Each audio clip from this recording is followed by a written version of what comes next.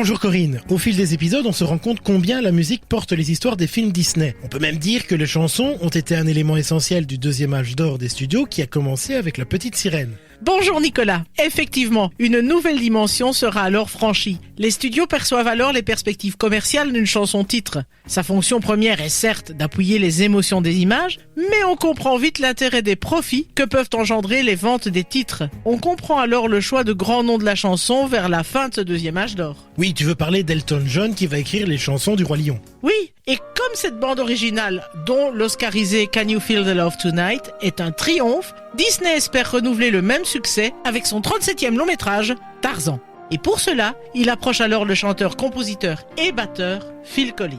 Une proposition qu'il accepte bien sûr. Qu'il accepte même si les réalisateurs Kevin Lima et Chris Buck veulent déroger à la tradition Disney. Déroger, mais comment cela ? Pour mieux comprendre, je te propose un retour sur la genèse de ce film qui n'était pas destiné au cinéma. Allez, je suis tout oui. Lorsque Jeffrey Katzenberg, le patron des studios Disney, demande à Kevin Lima de lire le roman de Riceboro, mais c'est pour en faire une adaptation télévisée. Mais Katzenberg quitte les studios pour DreamWorks. Lima convainc alors la nouvelle direction d'un film d'animation destiné au cinéma. Et il utilise pour cela un dessin, celui de la scène où Tarzan et Kala comparent leurs mains. Le croquis parle de lui-même. Il évoque la famille, l'appartenance à une espèce, la différence et l'amour aussi. Et tout cela sans avoir besoin d'un seul mot.